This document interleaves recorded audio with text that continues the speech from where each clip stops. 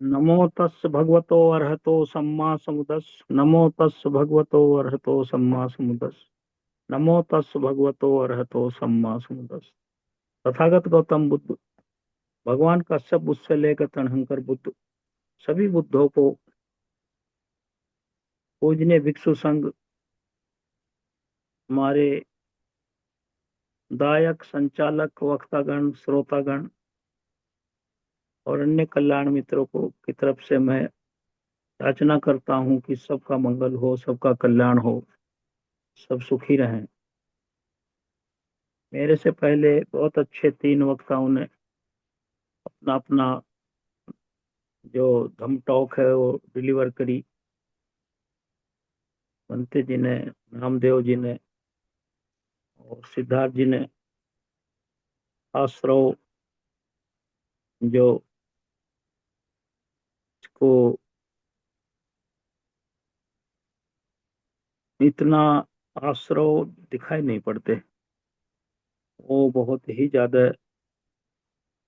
Latent रहते हैं वो आश्रव। जैसे लेटेंट हीट होती है, लेटेंट होते हैं वो। और लेटेंट का मतलब बहुत गहरा होता है। आगे बताएंगे वो अगले संडे को डिटेल में। बहुत बहुत साधुवाद। मैंने पिछली बार जो चित्त नियम है साइकिकल, और मतलब ये है साइकोलॉजिकल ऑर्डर, चित्त नियम के बारे में, चित्त की परिभाषा बताई थी, चित्त क्या है। चित्त के बारे में बताया था कि ये चित्त जो है बहुत ही चंचल, वेरीड, विभिन्न तरह से चलता है। इतना जगह जगह मुड़ जाने वाला, बदल जाने वाला, और कहां से कहां पहुंच जाने वाला, कोई भी हमारे अंदर दूसरा जो पांच उपादान स्कंद हैं, जो ये विज्ञान है या नाम कह लीजिए, इतना कोई भी तेज द्रुत गति से काम करने वाला नहीं है। भगवान बुद्ध ने इसे अनब्राइडल्ड हॉर्स कहा है, बेलगाम घोड़ा। इसलिए भगवान बुद्ध को मैं तो सोच रहा था कि चार संख्य, 1 लाख कल्प सुमेध पंडित को सिद्धार्थ राजकुमार बोधिसत्व के जन्म तक लग गए, और इन 4 लाख एक असंख्य 1 लाख कल्प में उन्होंने जितनी पारमिताएं, सभी पारमिताएं, 10 पारमिताएं पूरी करी, और विभिन्न तरीके से संघर्ष किया। उसका सफलता का जो कारण है वो वही है कि चित्त से जो चित्तमल था, आश्रव हट गए थे। आश्रव हटाने में चार असंख्य 1 लाख कल्प हट गए, क्योंकि सिद्धार्थ जी ने कहा, उन्होंने वैसे अविद्या और तृष्णा को मुख्य कारक बताया। फिर लेकिन अविद्या कहाँ से आती है, ये भी एक प्रश्न है। आप सबको कोई पूछने लगे, कहीं डिस्कशन होने लगे, इसको ध्यान से सुनिए। कोई कहता है कि भाई प्रतीत्य समुत्पाद जो चार आर्य सत्य का ही एक अंग है, समुदय ही प्रतीत्य समुत्पाद है, और निरोध ही इसका समापन है। कोई पूछने लगे कि अविद्या, जब ये कहते हैं भगवान बुद्ध हर चीज रिलेटिव है, कंडीशनड है, संखत है, निर्मित है, रिलेटेड है, स्वयंभू नहीं है, शाश्वत नहीं है, एक दूसरे से अनन्यो आश्रित है, म्यूचुअली कंडीशनड है। कितने आपको पर्यायवाची बता दिए सिनोनिम। तब उस स्टेट में जो अविद्या है हमारी, वो कहाँ से आती है, कोई पूछने लगे, वही अविद्या से शुरू करते हैं आप प्रतीत्य समुत्पाद को, तो ये अविद्या कहाँ से आती है फिर? अगर ये कहीं से खुद पैदा होती है तो फिर तो शाश्वत हुई ना ये। नहीं, शाश्वत कुछ भी नहीं है। Nothing is permanent. 10,000 चक्रवाल की 31 भूमियों के तीनों लोकों में कुछ भी, अणु मात्र भी, मिलियंथ पार्ट ऑफ द अणु भी कंडीशनड है, संखत है, निर्मित है। तो अविद्या पश्चे संखारो, अविद्या पश्चे संखारो। इसी तरह अविद्या समुदय आसवो, आसवो समुदय अविद्या। इस तरह साइकिल बन गया ये। अविद्या का भी स्रोत बता दिया डॉक्टर साहब ने आपको कहाँ से आती है। तो ये चीज अब कंप्लीट हो गया। जो प्रतीत्य समुत्पाद का लोगों ने आज एक प्रश्न किया नहीं, और ये करना चाहिए था, इतना वाइटल प्रश्न है। अब ये भी सुलझ गया है हम लोगों के इस धम जो सभा है इसमें। बहुत बहुत साधुवाद। तो मैं चित्त नियम के बारे में कुछ कह रहा था। चित्त के बारे में भगवान बुद्ध ने कहा है, चाहे वो कुशल हो या अकुशल हो, दोनों ही तरह का जो चित्त है वो संसार की संतति, कंटिन्यूटी, निरंतरता बनाए रखने के लिए है। इसमें ये कोई कहे कि कुशल चित्त अकुशल चित्त, मेरा चित्त तो कुशल है, और ठीक है आपका चित्त कुशल है, तो लेकिन कुशल चित्त से क्या फायदा होगा आपको? ये फायदा होगा, आप अच्छी योनि में पैदा होंगे, अच्छे घर में पैदा होंगे, वहां भी आप सुखी रहेंगे, लेकिन जो जरा मरण है उससे पीछा नहीं छूटेगा। जन्म ही दुख है। भगवान बुद्ध ने कहा, उत्पन्न होने से केवल दुख ही उत्पन्न होता है। इसे सुनिए, बहुत कई बार कह चुका हूं, इसे बार बार सोचिए। बाय अराइजिंग ओनली दुख अराइजेज। उत्पन्न होने से, जन्म होने से दुख ही का जन्म होता है, और निरोध होने से या निर्वाण होने से, सेसेशन होने से केवल दुख का ही निरोध होता है। निरोध बुद्ध का नहीं हुआ। निरोध बनते सारिपुत्र का, मोगलायन का, महाकाश्यप का, आनंद बनते का नहीं हुआ।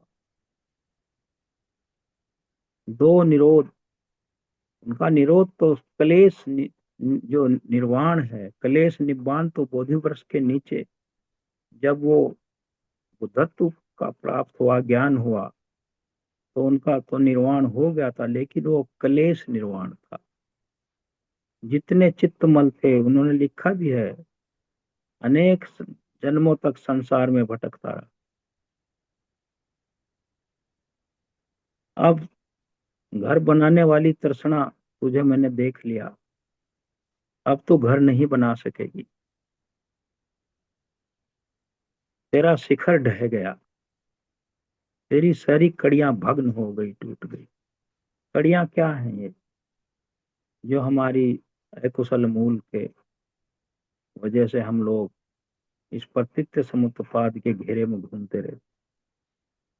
ये सारी कड़ियां भग्न हो गई, चित्त मल रहित हो गया, क्षीण आश्रव हो गया। देखिए, वहां भी यही कहा उन्होंने, आश्रव क्षीण हो गए पूरी तरह से। आसवाज हैव बीन इरेडिकेटेड। तो उनका चित्त क्लेश निर्वाण वही हो गया था, या स उपदिशेष निर्वाण। और फिर जब उनका शरीर उन्होंने छोड़ दिया, तब वो स्कंध निर्वाण था। ये जो पंच उपादान स्कंधों की पुनरुत्पत्ति भी रुक गई थी, क्योंकि आश्रयों की वजह से जो हमारे चित्त को घेरे हुए हैं, उसमें फैकुंडिटी होती है। जब हमारे चित्त में ये चित्तमल होते हैं, उसमें फैकुंडिटी, फैकुंडिटी किसे कहते हैं? प्रेग्नेबल पावर होती है, गर्भ धारण, कंसीव करना। और जैसे कोई आम कच्चा तोड़ दिया जाए, वो सूख कर उसका जो स्टोन है, गुठली है, वो जमती नहीं है, क्योंकि वो उसमें सारी प्रॉपर्टी नहीं आई। इसी तरह जो चित्त नियम है, इसका आगे चलना है। इसका क्या कहा भगवान बुद्ध ने? माइंड डिलाइट्स इन इविल। ये जो हमारा चित्त है, ये जो सांसारिक प्लेजर है, जो दुख का कारण है, इविल, उन्हीं में रमण करता है, ये उन्हीं में आनंदित होता है। अभी हम टॉक कर रहे हैं, और एग्जाम्पल सभी बैठे सुन रहे हैं, लेकिन कितने सुन रहे हैं? कोई तो सिर्फ बैठा ही है, और कुछ ऐसे हैं जो सुन रहे हैं। फिर यहाँ से धम टॉक समाप्त होगी, फिर वो भूल जाएंगे। There are a few. इसलिए भगवान बुद्ध ने कहा था, मेरा धर्म जो है, ये विज्ञ पुरुषों के लिए है, it is not for all. बहुत कम है जो उसको समझेंगे, बहुत कम है जिनका चित्त संतुलित है, नियंत्रित है। समझेगा कैसे? चित्त से समझेगा। माइंड डिलाइट्स इन इविल। चित्त जो है बुराइयों में प्रसन्न रहता है। It leans, it leans towards pleasures. ये भी कहा, ये आनंद की ही तरफ झुकता है। लीन्स, झुक जाता है, जैसे झुक कर हम कोई चीज उठाते हैं। It leans towards the sensual pleasures and it delights in evil.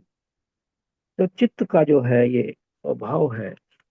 इसलिए मैं ये कह रहा था, भगवान बुद्ध ने 4 असंख्य 1 लाख कल्प के बाद क्या पाया? Mental culture, mental discipline and mental moderation. एक चित्त को नियंत्रित ही तो किया उन्होंने। और जब चित्त के ऊपर से ये राग द्वेष मोह के सारे डस्ट हट गई, जैसे सवेरे को आप लोग शेविंग करते हैं, और शीशे को धूल पड़ी है, तो आपको दिखाई नहीं पड़ेगा कि कौन सा बाल कहाँ छूट गया शेविंग का, पूरी शेविंग ठीक ठाक से हो गई। अगर उस पर डस्ट है तो आपकी शेविंग उतनी क्लीन नहीं होगी, इसलिए साफ करते हैं। इसीलिए चित्त पे जो इन्यूमरल, इनकैलकेबल, असंख्य जन्मों की अविद्या और तृष्णाओं की अकुशल मूल की जो धूल पड़ी है, उसे हटाना ही है। चित्तमल, डिफाइलमेंट्स इसको कहते हैं। तो भगवान बुद्ध ने कहा कि ये जो इस तरह करता है, चलता रहता है संसार का चक्र, और ये संसार में आदमी इसको खुद बना, अपने भाव चक्र को भी कोई देवता, कोई ब्रह्मा, कोई ईश्वर नहीं चला रहा। ये स्वनिर्मित है। अपने जो भवचक्र को मैं खुद चला रहा हूं। ये ध्यान से सुनिए, इंपॉर्टेंट बात मैं कह रहा हूं। आप इसको नोट कर लीजिए। ये जो भवचक्र है, जन्म जन्मांतर के फेरे, nobody is responsible, singly, एकाकी रूप से मैं ही और ये लोग ही इसके लिए यही चला रहे हैं इसको। No God, no Brahma, no Ishwar. ये जो कर्मों का विपाक है और ये जो फैकुंडिटी है कर्मों की, आगे पुश फॉरवर्ड करने की चित्त को, जब तक, एक उदाहरण पहले भी बहुत दिया, जैसे चना है कच्चा, हमारे जो संस्कार हैं ये कच्चे चने की तरह हैं, इनमें आगे बढ़ने की प्रवृत्ति है। चित्त को ये, जिसको कहते हैं ना, प्रेग्नेंट कर देते हैं। जब प्रेगनेंसी हो गई तो डिलीवरी तो होनी ही है। इतना सरल कर दिया मैंने इसको। जब प्रेगनेंसी है तो डिलीवरी है, चाहे एबॉर्शन के माध्यम से हो, मिसकैरेज के माध्यम से हो, या फुल फुल ग्रोन फीटस की मेच्योर डिलीवरी के माध्यम से। लेकिन that has to push forward. तो ये चीज है चित्त नियम। चित्त नियम को समझना, सारी चीज चित्त पर टिकी है। तो भगवान बुद्ध ने चित्त को समझा, उसके डिफाइलमेंट हटाए, तब जाके वो गोत्र भू बदला, पथक जन से आर्य जन में, फिर वो आर्य हो गए।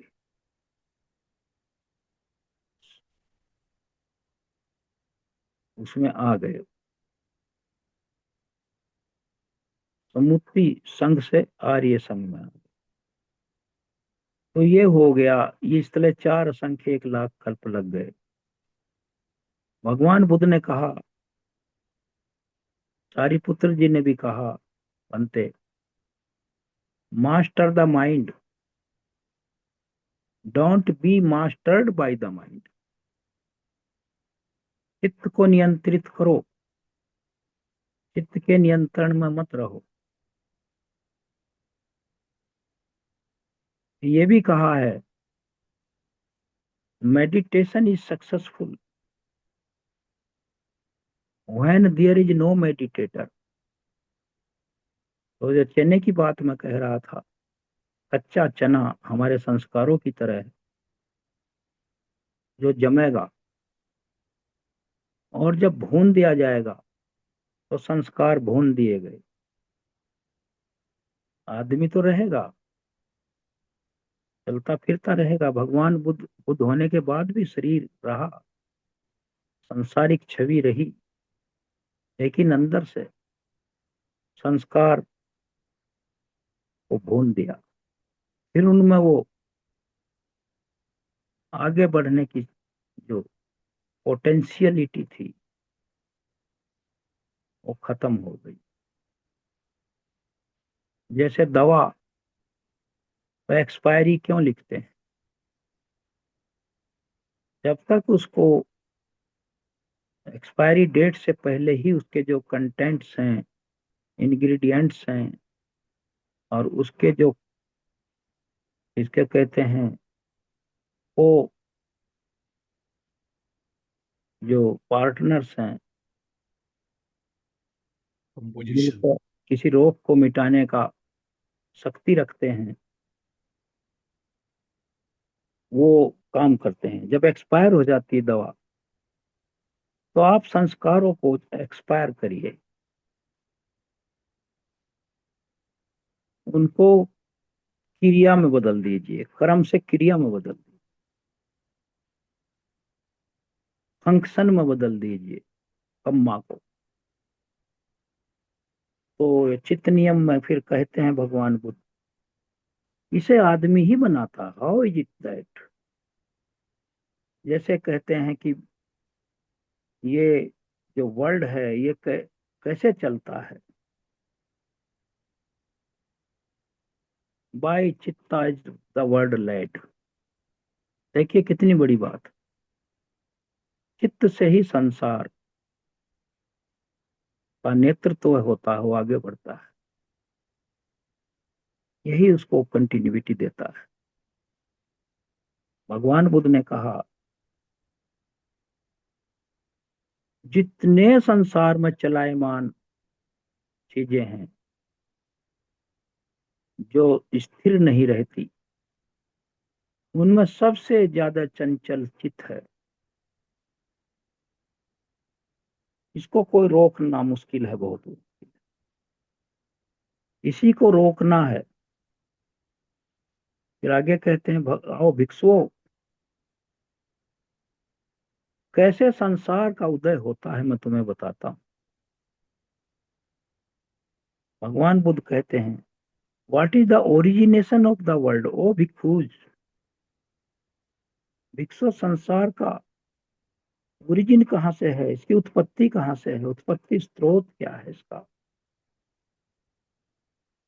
फिर कहते हैं, conditioned by the I and objects arises visual cognition. चक्षु के विषय भूत रूप से चक्षु विज्ञान पैदा हो। विषय भूत, सब्जेक्ट मैटर। चक्षु का विषय भूत क्या है, रूप है।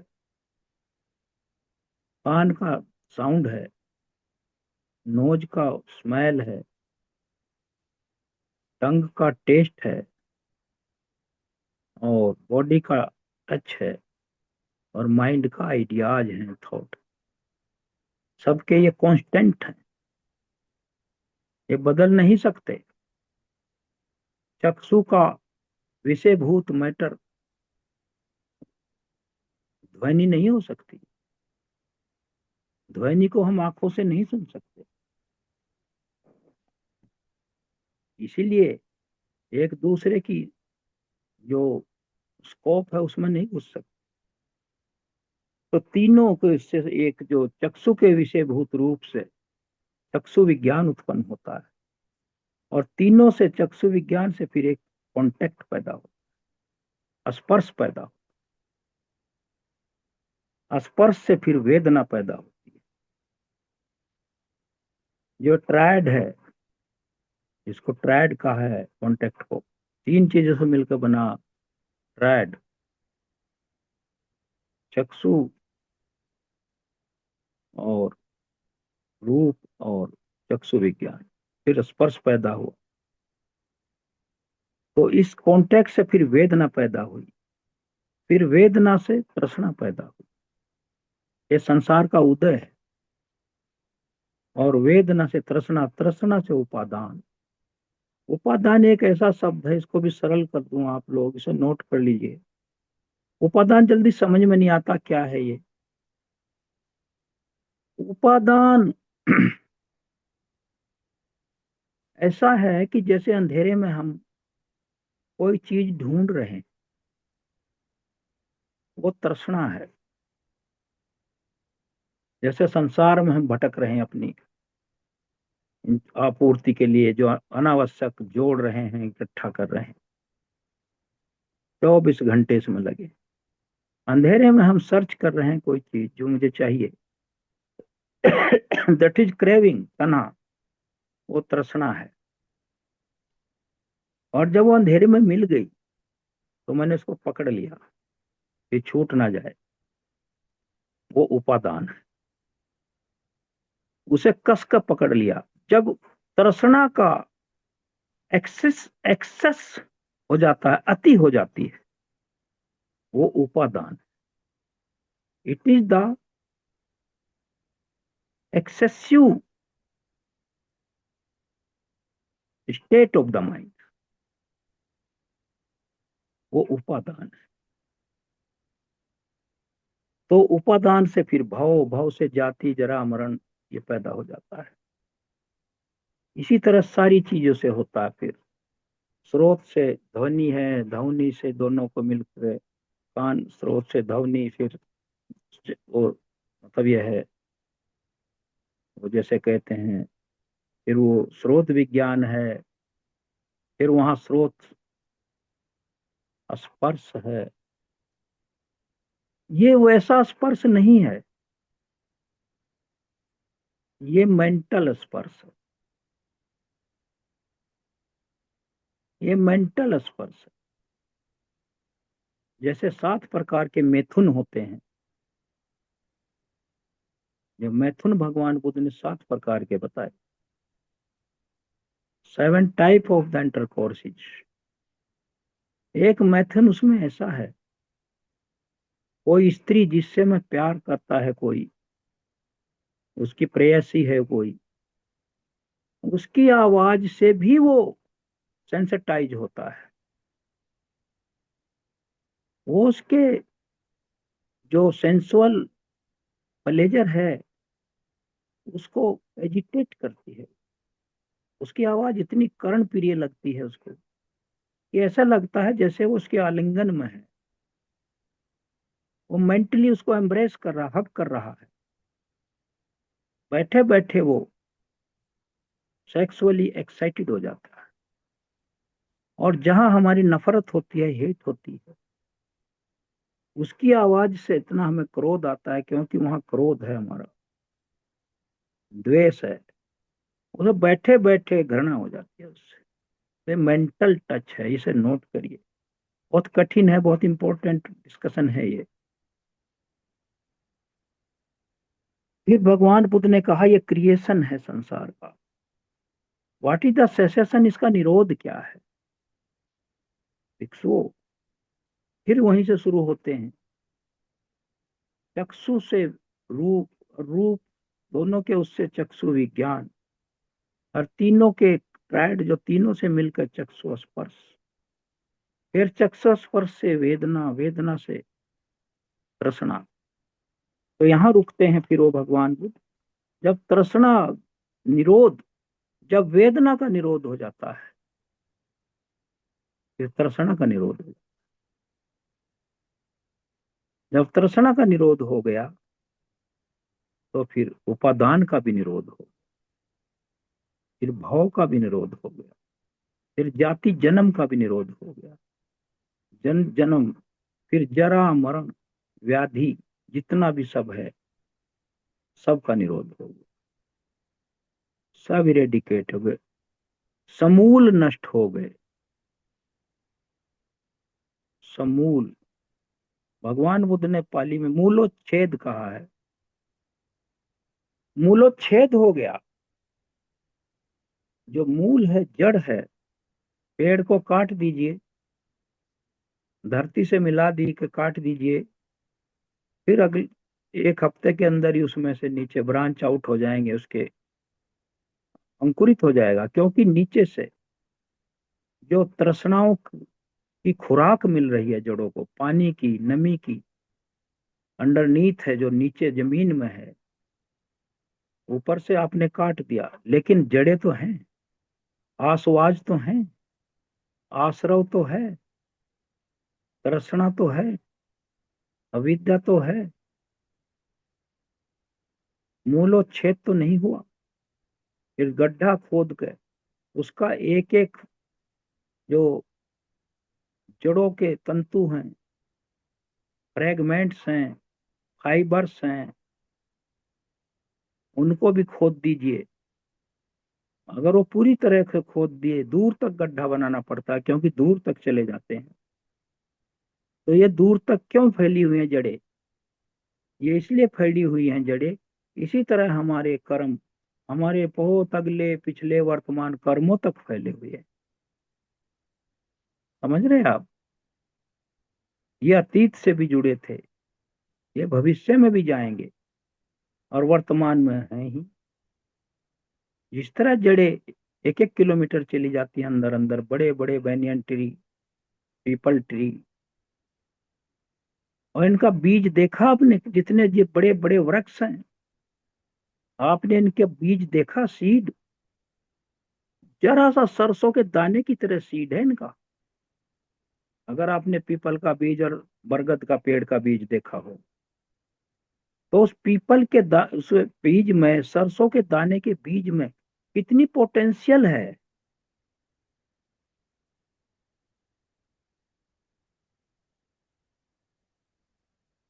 सिद्धार्थ जी, डॉक्टर सिद्धार्थ, लो। नहीं सुन रहे। एक सरसों के दाने के बीज के बराबर जो पीपल पीपल का पेड़ है, मेरी बात हाँ सुनिए। हाँ हाँ हाँ पीपल हाँ। का बीज है वो कितना सरसों के दाने के बराबर है। ओ। उसमें कितनी पोटेंशियल है, एक एक बीघे में वो पेड़ फैल गया बड़ा होकर। ओ। इसी तरह हमारी अणु मात्र भी तृष्णा, अणु मात्र भी आश्रव ओ। कितने जन्मों तक ले जाएगी आगे। ओ। जरा सा बीज एक एक एकड़ में फैल जाता है। तो ये जो हमारी तृष्णा है, ये हमें वर्तमान तक ला के छोड़ देती है, पिछले जन्मों की। और ओ। यहाँ की तृष्णा जो हम पर इकट्ठी कर रहे हैं, ये अगले जन्म तक हमें ले जाएगी। ओ। ये चित्त नियम है। एक छोटा सा बीज सरसों के दाने, जब उस पेड़ को काटते हैं तो उसमें कितने ट्रक भर जाते हैं लकड़ी के।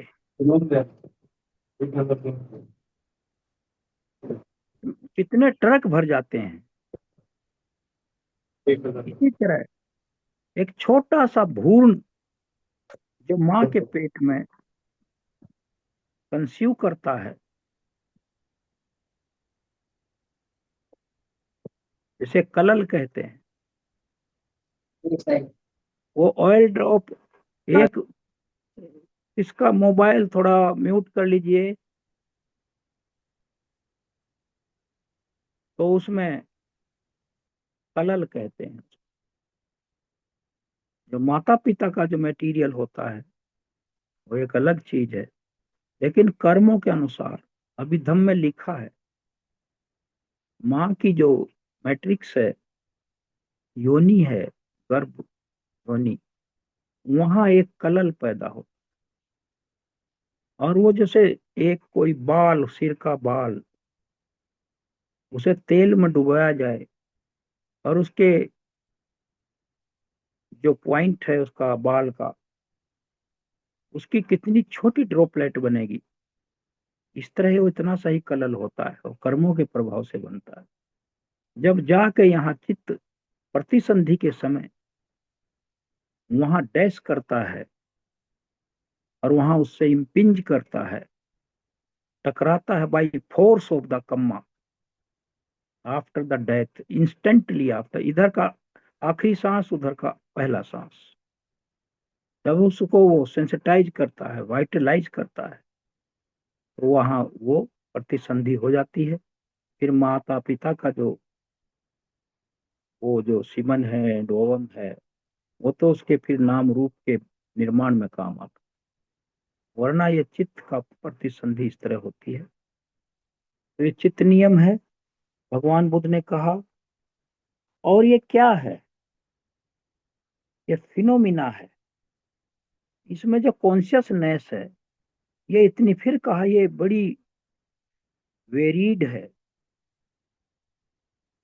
चलायमान है, ये वेरीड है, डिफरेंट है, विविध है, अनेक है। और जब व्यक्ति सोचने लगता है, जब ये लोक बनता है आफ्टर द एनिहिलेशन, प्रलय के बाद, फिर यहाँ जो वो जो देवलोक में, ब्रह्मलोक में जो व्यक्ति होते हैं ऊपर, लोकोत्तर, जब उनका वहां कर्मों का लेखा जोखा पूरा हो जाता है, क्योंकि वो चार आर्य सत्य तो नहीं जानते, वो समथ प्रक्रिया के द्वारा वहां उस लोक में पैदा हुए, निर्वाण नहीं होता उनका। देवताओं का निर्वाण नहीं है, ब्रह्मा का भी निर्वाण नहीं, किसी का भी निर्वाण नहीं। उनको आकर फिर यहाँ आना पड़ेगा ब्रह्म वर्ल्ड से। और यहाँ कर्मों के अनुसार वो कुछ भी बन सकते हैं। कुछ भी जीव जंतु बन सकते हैं, सभी की तरह। फिर जो आदमी जो वो बनते हैं, यहाँ आते हैं, तो उनको लगता है कि ये उसने पैदा किया है, उसने, तो ये सोच है हमारी। भगवान बुद्ध ने कहा ये हमारी सोच है इग्नोरेंस की, कि ये व्यक्ति है और ये औरत है, ये पुरुष है, ये सब हमने नाम दिए हैं। ये क्रिएचर्स हैं, रियली ये क्रिएचर्स हैं हम सब लोग। हम लिविंग बीइंग हैं हम सब लोग, मेल फीमेल हैं इसमें। तो इसमें किसी ने कहा कि ईश्वर पैदा करता है, किसी ने कहा कि हम तो अजर और अमर है हमारी सोल। ये चित्त की ही स्थितियां हैं, ये चित्त नियम है।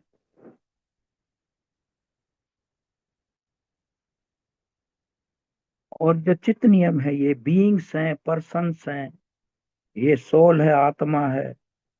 Who it is asked knows how to make, ये कैसे निर्मित होते हैं। Who is able to make, इसे बनाने के लिए योग्य कौन है, कर सकता है। बीइंग्स, आगे कहा बीइंग्स, जो हम है। पर्सन्स, व्यक्ति। They know, they can make all things. परिकल्पना करिए, हमारे घर के आगे पेड़ खड़ा है, इस पे कोई देवता रहता है, बस ऐसी फीलिंग बना लीजिए, आपको वही अंधविश्वास हो जाए। दिस इज द रीजन, ये चित्त नियम हम बनाते हैं इसको। All things but whether there is any special being or person making the infinitely varied world picture or not, क्या कोई ऐसा है व्यक्ति या पुरुष जो इस तरह की, जो भिन्न भिन्न वर्ल्ड की जो पिक्चरें बना रहा है। इट इज इम्पॉसिबल, ऐसा कोई नहीं है जो इस तरह बना सके। तो यही शाश्वत इम्परमानेंस का उदाहरण है, कोई नहीं बना सकता। नो बडी, नार देव ब्रह्मा, नार मार एनी अदर देवाज। साइकिकल ऑर्डर से हमारा अर्थ है, अब ध्यान से सुनिए, कंक्लूडिंग है। साइकिकल ऑर्डर से, चित्त नियम से हमारा मतलब क्या है।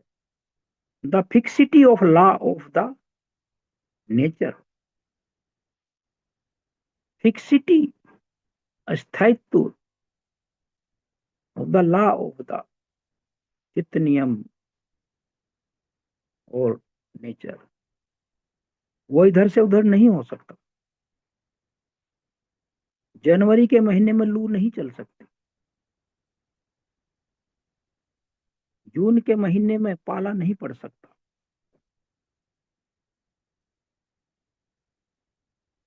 वो इतना फिक्स है। हमारा जो चित्त है, वो कितनी भी कल्पनाएं कर ले, लेकिन एक फिक्सिटी है, अस्थायी नियम है। इसलिए तो भगवान बुद्ध से जब पूछा गया, आपके अनुसार इस लोक को चलाने वाला, नियंत्रित करने वाला कोई सुपर पावर या कोई ऐसी चीज, सुपर नॉर्मल व्यक्ति या देवा नहीं है। जो बुद्ध ने कहा मैं वही कह रहा हूं।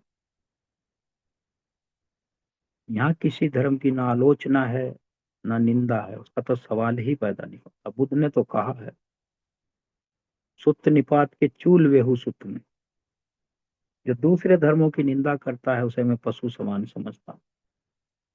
तो जो हम जो बातें कर रहे हैं वही कर रहे हैं, जो अपनी अपनी बौद्धिक क्षमता के अनुसार जो बुद्ध ने कहा, हम उसी को अपने शब्दों में कहने की कोशिश कर रहे हैं। उन्होंने कहा जब कोई चलाने वाला, नियंत्रित करने वाला नहीं है तो फिर ये चलता कैसे है। उन्होंने कहा ये 5 नियमों से चलता है, जो हम डिस्कस करें। उतु नियम, बीज नियम, कम्मा नियम, चित्त नियम और धम्म नियम। तो ये फिक्सिटी है और इसका वेरिंग फंक्शन है, समय समय it is treated in the पठान में इसको बताया गया है, रिलेशन ऑफ सक्सेशन में और सीक्वेंस। पठान में जो टॉपिक है रिलेशन ऑफ सक्सेशन, जो कर्मिक मतलब ये है हमारे इसका जो विकास वो है, उसके संबंध है, कर्मिक संतति है उसके बारे में है, और सीक्वेंस। तो ये चित्त नियम पूरा हो गया। इतना कठिन है आपने फील किया होगा, लेकिन मैंने कोशिश करी, सरल से सरल करने की कोशिश करी। मैं कहाँ तक कर पाया वो तो आपकी समझने की शक्ति बताएगी आपको, वही मेरी टेस्ट होगा कि मैंने कहाँ तक आपको कन्विंस कर पाया। लेकिन कठिन तो था, इतना कहूंगा मैं, एक बार से समझ में आने वाला नहीं है, इतना भी कहूँ। लेकिन फिर भी कोई चीज शुरू तो करनी ही है। तो सबका मंगल हो, सबका कल्याण हो। इतने श्रोतागण हैं, कल्याण मित्र हैं, इन्हीं शब्दों के साथ मैं सबसे विदा लेता हूँ और सभी को मेरा